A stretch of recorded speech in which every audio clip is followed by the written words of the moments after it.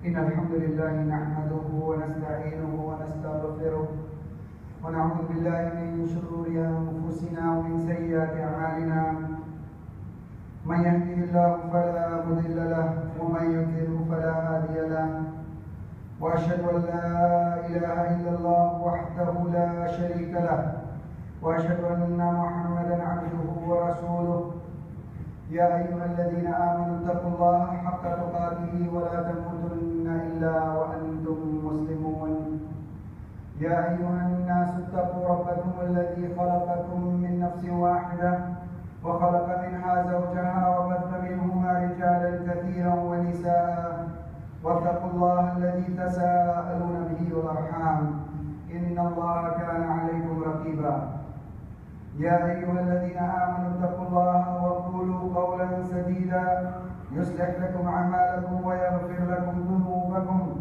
ومن يطع الله ورسوله فقد فاز فوزا عظيما أما بعد فإن أصدق الحديث كتاب الله وخير الهدي هدي محمد صلى الله عليه وسلم وشر الأمور محدثاتها وكل محدثة بدعة وكل بدعة ضلالة وكل ضلالة في النار.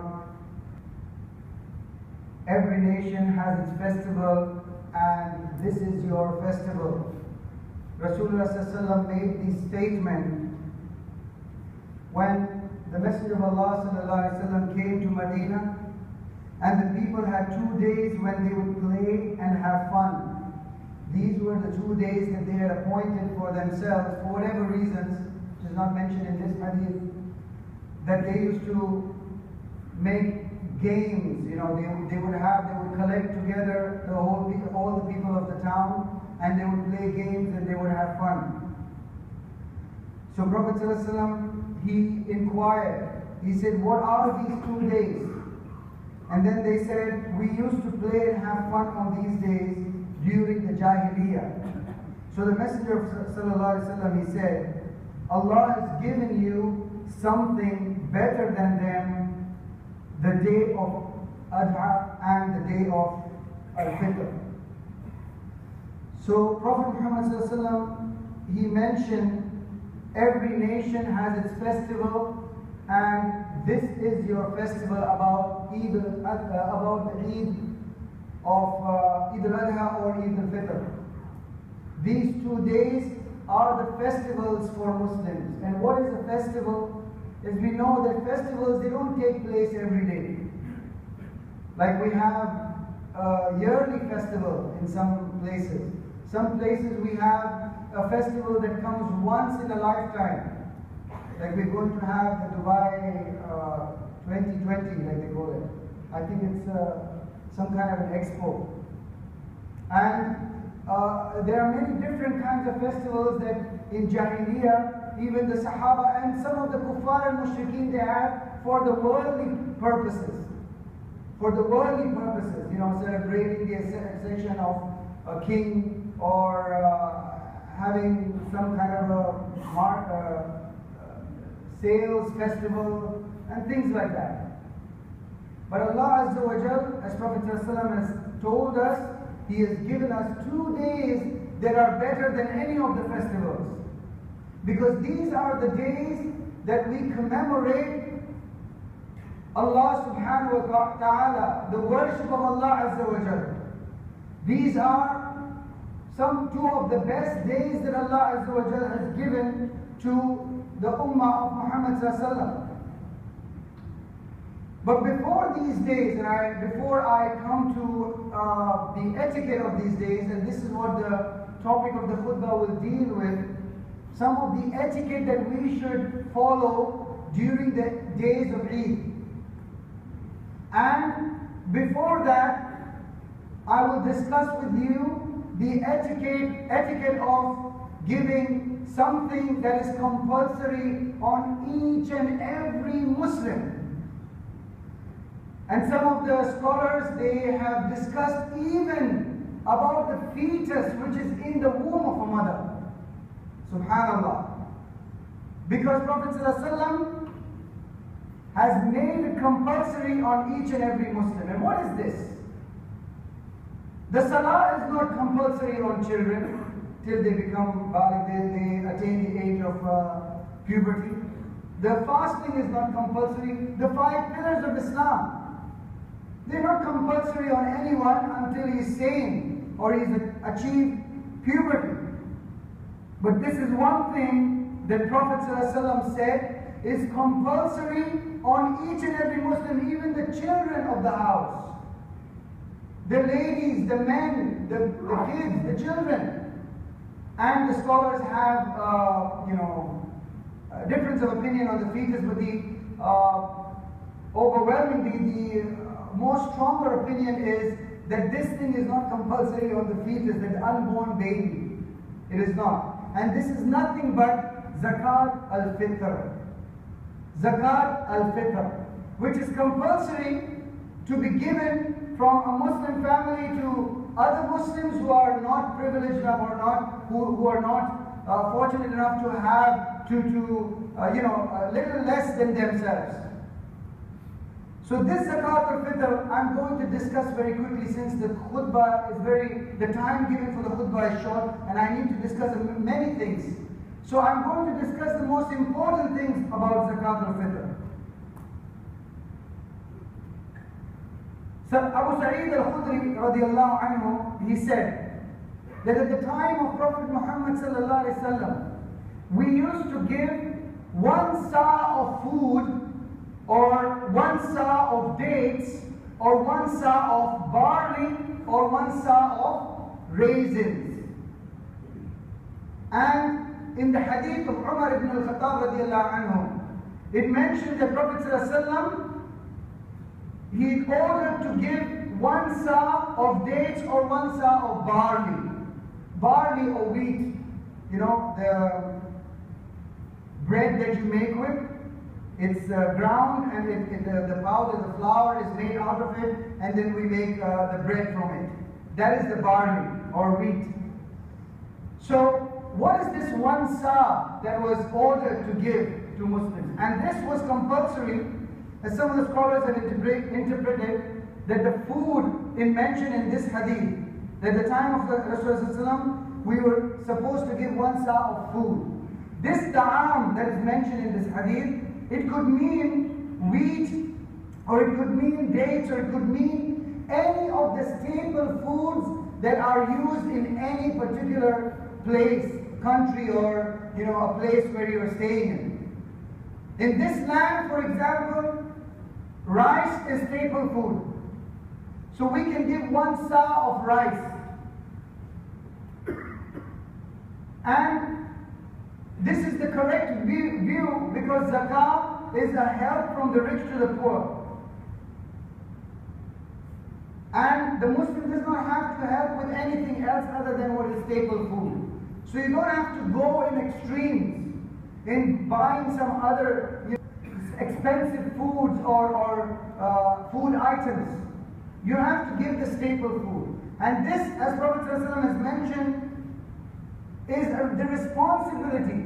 It is to be given from each and every individual in the household. So if you have 5 people under your care, husband and wife and 3 children, or husband and wife and father, mother and 3 children, so that makes it 7. So if you are 7 individuals, you have to calculate 1 sa for each individual of the house. And rice is enough, inshallah, as most of the scholars have agreed upon this. That in these lands where rice is a staple food, is eaten very commonly in lunchtime and dinner, and most of the countries, I think in the Muslim countries, rice is very staple. It's eaten more than any other food. So that can be considered as staple food. So this 1 sa, at the time of Rasulullah used to be 2 handfuls of grain, or 2 handfuls of dates or raisins, or wheat, as is mentioned in the hadith. And this is volume of the food. It's not by weight that was calculated in the time of Rasulullah. So how many handfuls? You put 2 handfuls one time, okay, and you put it, and you take it out that much, and you do it 4 times. 3, 4. So that will become 1 sa of food. And this, according to the scholars, they have calculated, some of them said 2.1 or 2.2 kilograms, and some of them have said it's around 3 kilos. And why was this difference between 2.1, 2.2 and 3 kilos and anything between that? Because it was not something that was calculated in weight in the time of Rasulullah. Some of the grains are heavier than the others. Dates, for example, could be heavier than rice. Raisins will have a different weight than barley. So this is why the volume is considered to be given away instead of giving in weight. But the unanimous decision of the scholars is, since we don't go out in the markets nowadays, in the supermarkets, and pick up stuff with our hands, these 2 full handfuls, and we don't weigh and we don't measure things like this, it's given in this way. Okay, so it was given in this way, but nowadays we do it according to weight. And when we buy something, we go to the counter and we take it for weight, and then he puts the sticker, at least in this country. Okay, and he weighs it, and then we decide. So we can buy something around 3 kilos. Either it's wheat or flour or rice or dates. 3 kilos. Some people, they like to give oil and butter and these kind of things. It's okay if you want to give this, because these are also used as, for cooking every food. For example, oil and butter or ghee, like they call it in India and the subcontinent. These things are also okay to give. However, there are few things that needs to be kept in mind, that we need to keep in mind. Number 1, Zakat Al-Fitr, now that we know it is compulsory and obligatory on each and every Muslim, when is the correct time to give Zakat Al-Fitr? Can a person give it 3 or 4 days before Eid? Can a person, because some of the people, the other day I went to an iftar khayma, and somebody had put a box over there with a hole in it, and it was written Zakat Al-Fitr on it. I was wondering, how are people going to put grain in that little hole? But of course, that was not why it was kept. It was kept so they can collect some money for Zakat Al-Fitr. And it was written Zakat Al-Fitr. Number 1, it is an error to collect Zakat Al-Fitr in the form of cash and money. It is the unanimous and majority of the scholars. Some of the scholars may have allowed it in particular conditions that you can give money. But by and large, the majority of the scholars have agreed, as in the time of Rasulullah, just like how Zakat Al-Mal is given.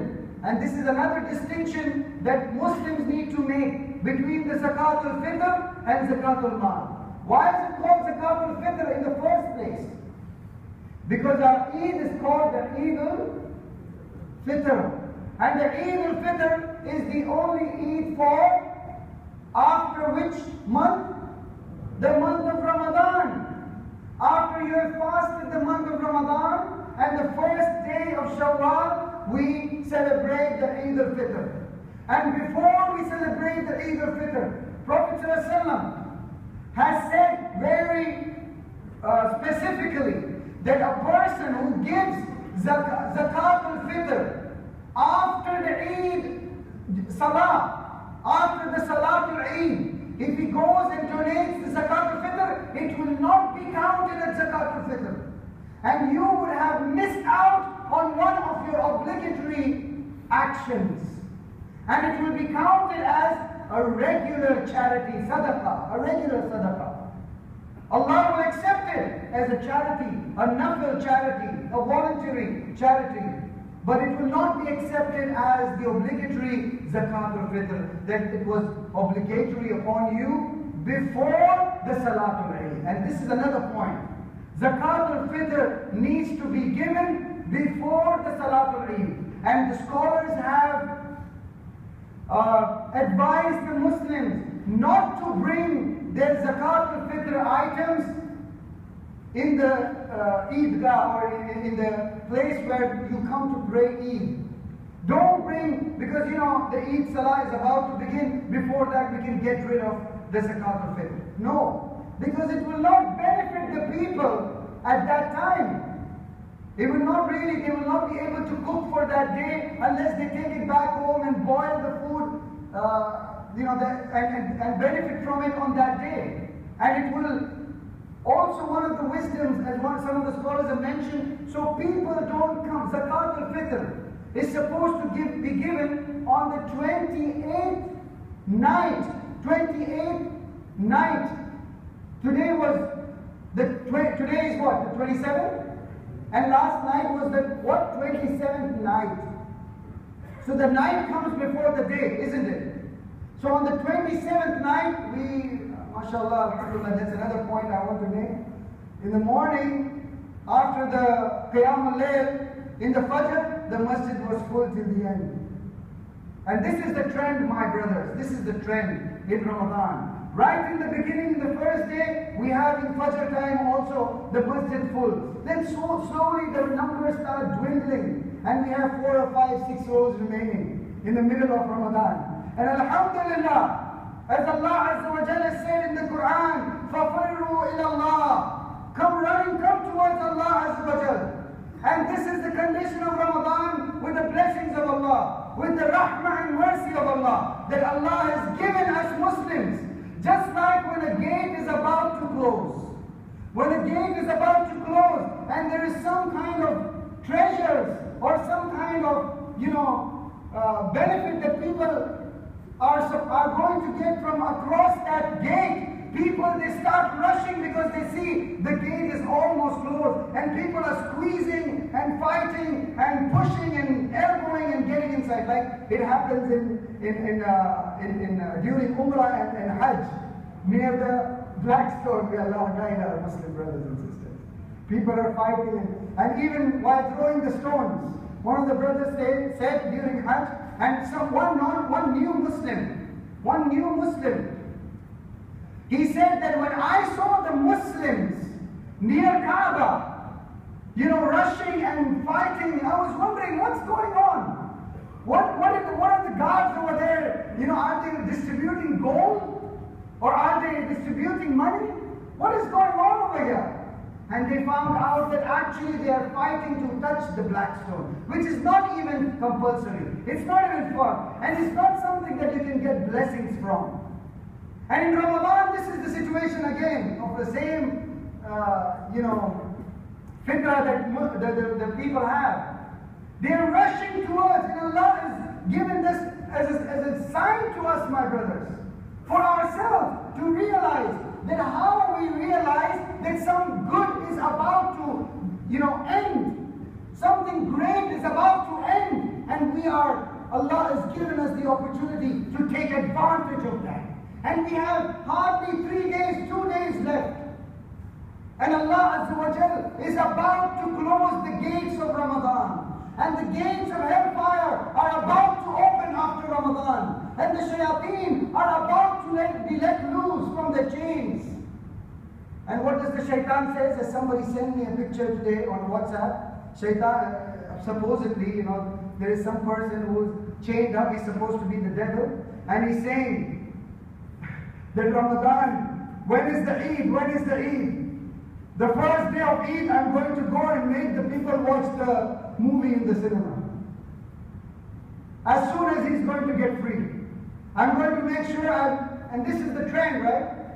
One of the biggest blockbusters of the year is announced on which day of the year? Allahu Akbar. Even the kuffar mushrikeen, they know. The first thing, it's not like as if the shaitan has got free. It looks like the Muslims have got free from some, chains. So they know that this is the time we have to announce this blockbuster so they can earn the maximum amount of money, ticket money and crowds can come and watch these movies. A'udhu billah. And this is the condition of Ramadan, my brothers. Allah Azza wa Jalla has given you a couple of more days, and may Allah give us the life to fulfill the obligations of these 2-3 days, and make us see the next Ramadan and the Ramadan after that, and inshallah for years and years come. But the gates are closing and we need to rush. And this is why Zakat Al-Fitr is supposed to be given as in the time of Rasulullah. It was given in the time of the Sahaba on the 28th night. On the 28th night was the starting of Zakat, giving the Zakat Al-Fitr. Meaning you should not give it on the 27th night or today on the 27th Ramadan day. You can start giving from tonight, which will be the 28th night, or tomorrow morning, or on the 29th. And these are the two best days to give Zakat Al-Fitr. And Zakat Al-Fitr, my brothers, again I mentioned, should not be given in the form of money. Why? Because in the time of Rasulullah, just like the categories mentioned in the Quran, the 8 categories of Zakat al-Mal, to whom the Zakat al-Mal is supposed to be given. Allah Azza wa Jalla doesn't mention buildings of masjid or buildings of this or for land, property or whatever. He has mentioned human beings in these categories. He's mentioned human beings in these categories. 8 categories of human beings. Allahu Akbar. See how merciful our religion is. Even something that is compulsory.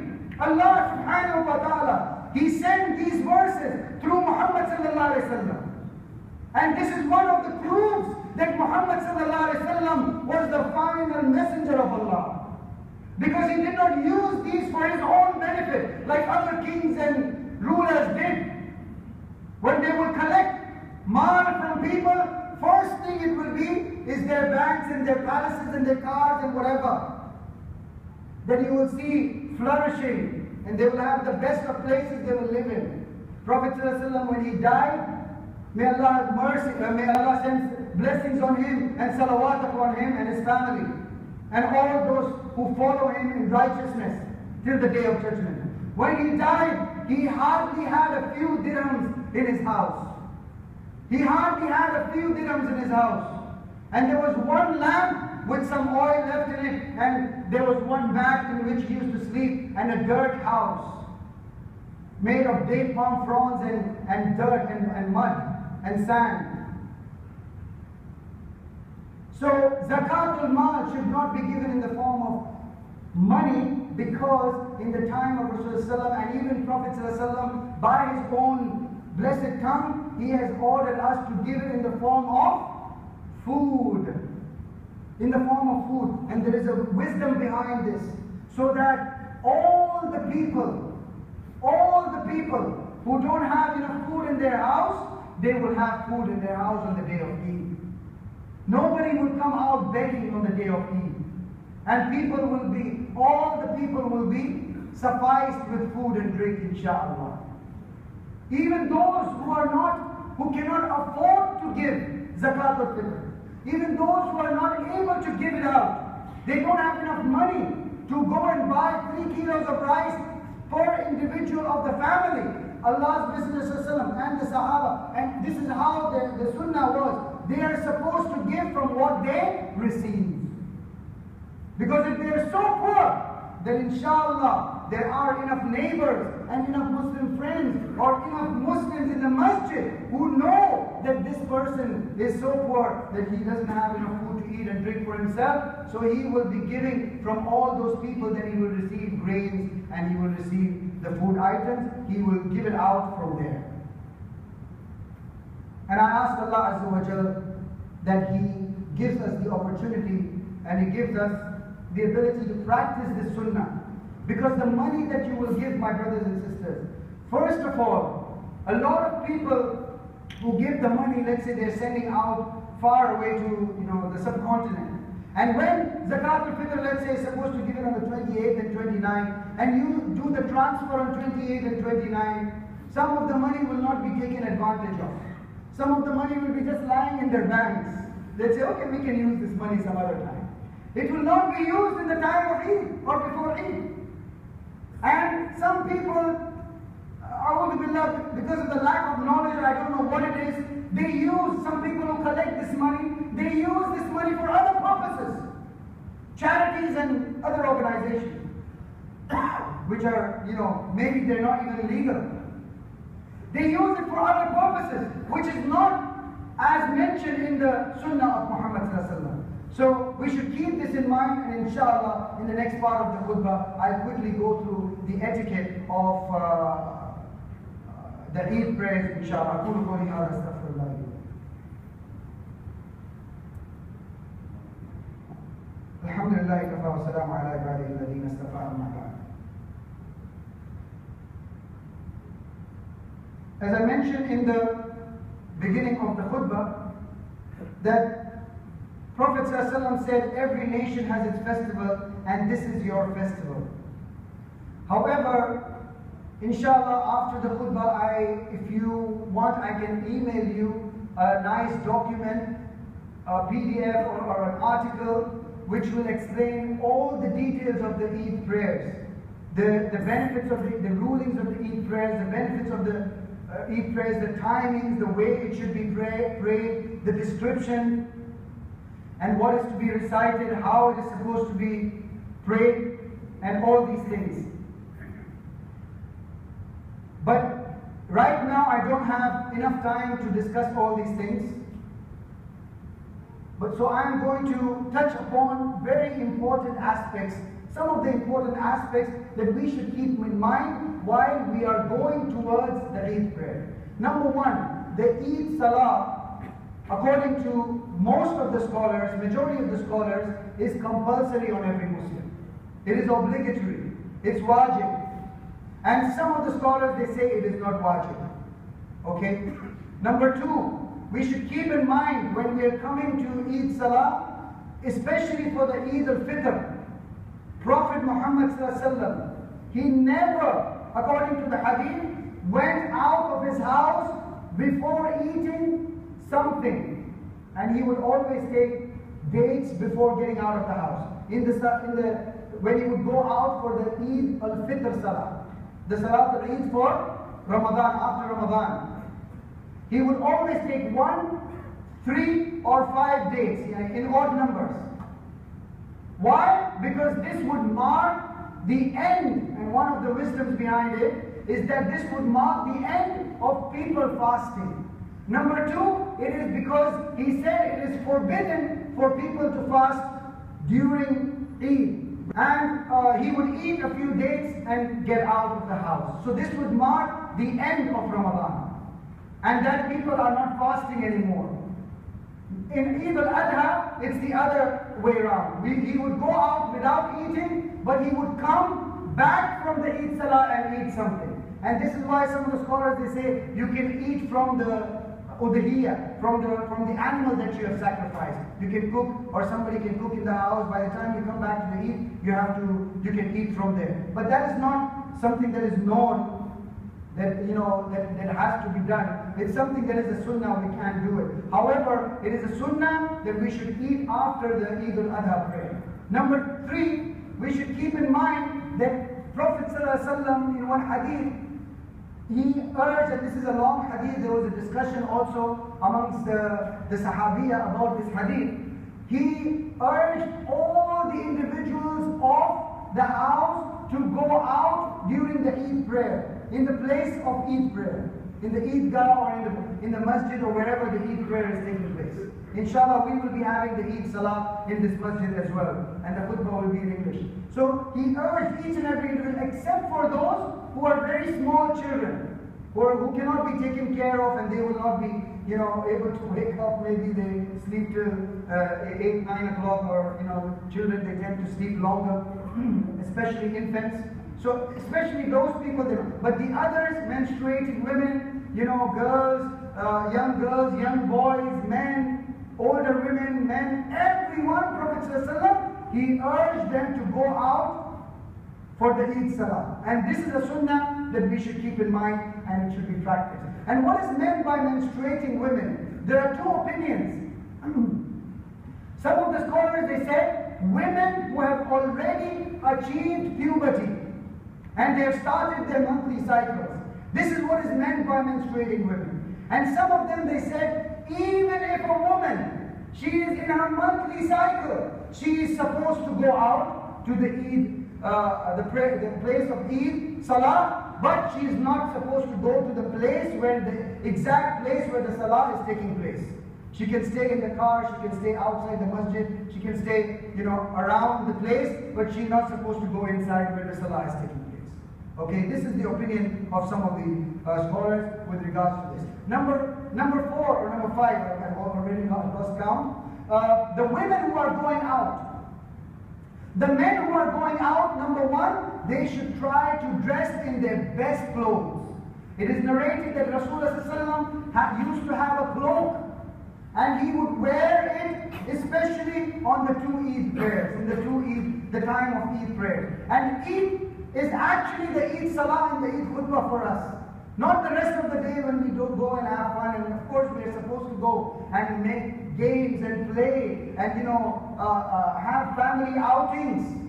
But we have to do it in the boundaries of Islam.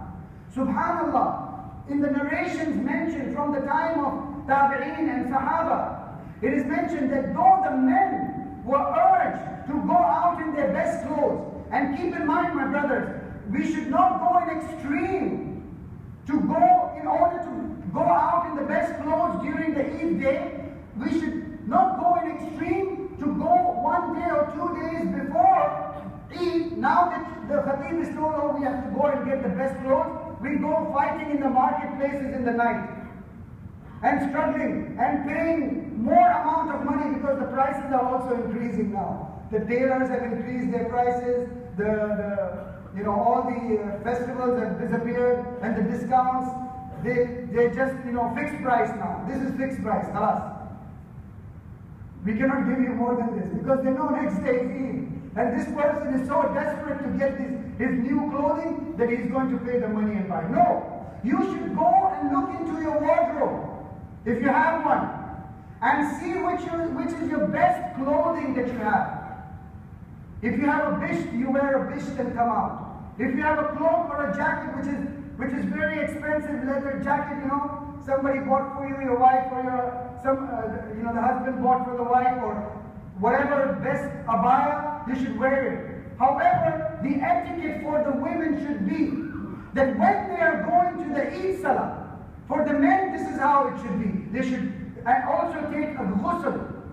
Some of the Ibn Umar radiallahu anhu used to take ghusl before every Eid prayer. And some of the scholars, they say, just like it was urged to take ghusl before Jummah. It is not compulsory, but it was urged. It was very highly recommended by Prophet ﷺ. Why? Because you shouldn't come in a place of gathering where there are many people, ijtima, where you have other people around you and you're smelling bad.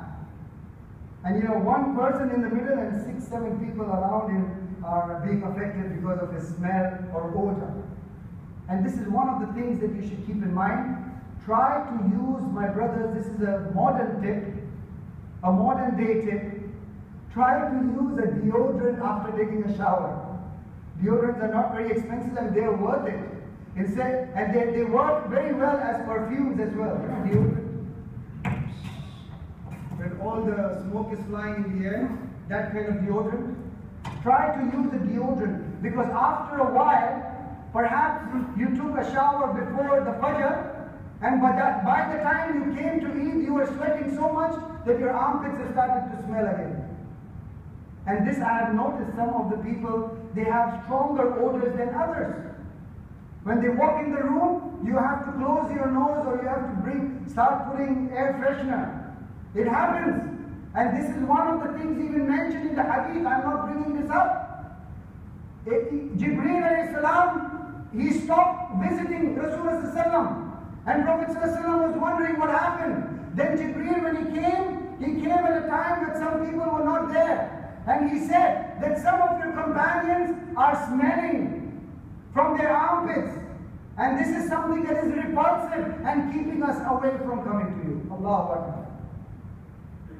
Even the angels are repulsed by unhygienic practices. So this is one thing that should be kept in mind, cleanliness. And this goes even for the women. However, the women, in the time of the Sahaba and the Tabi'een, Allahu Akbar, my dear sisters, the women would go out in shabby and dirty clothes.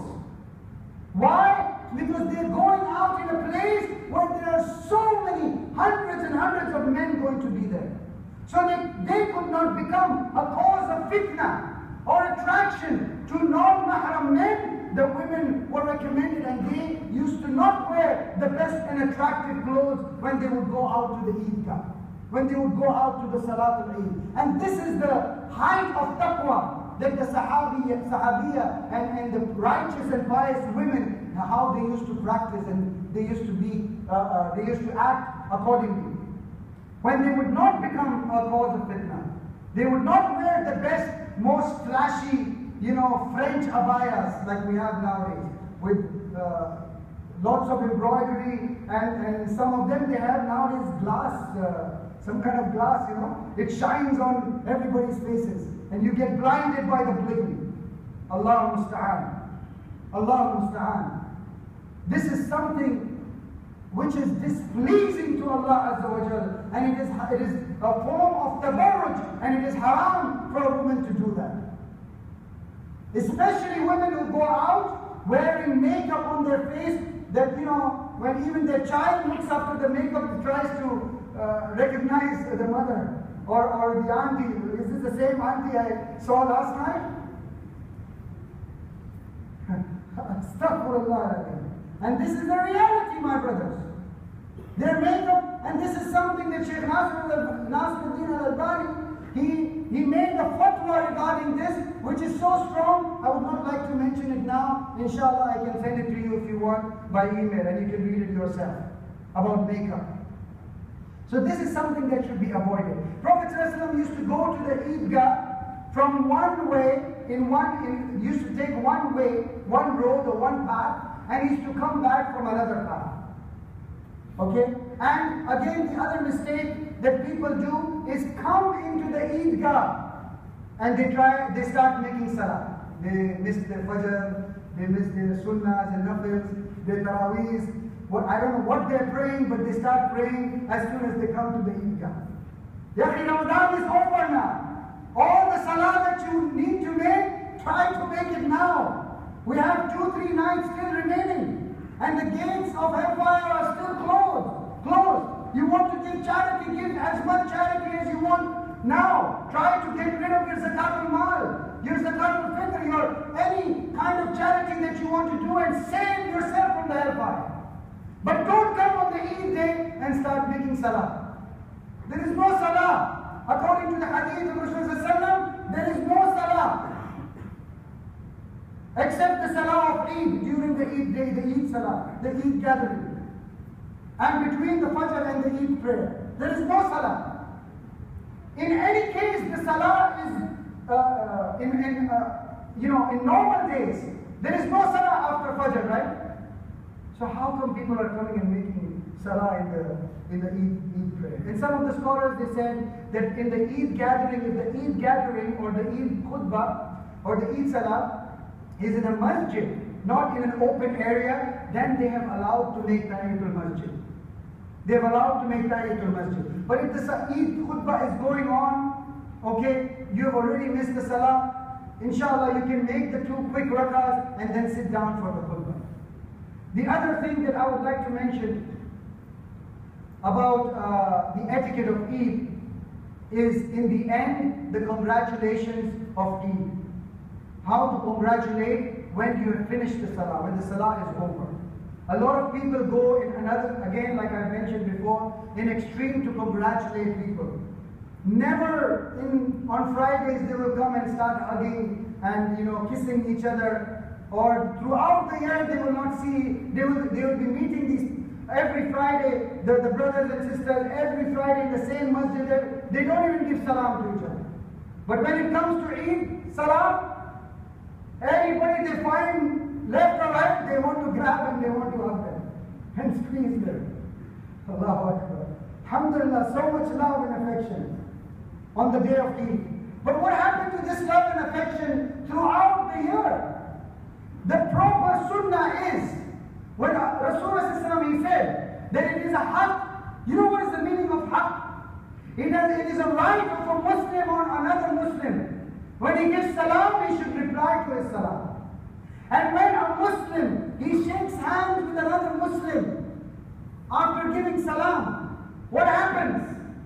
Prophet Prophet ﷺ, he said that they do not part unless all their sins are forgiven.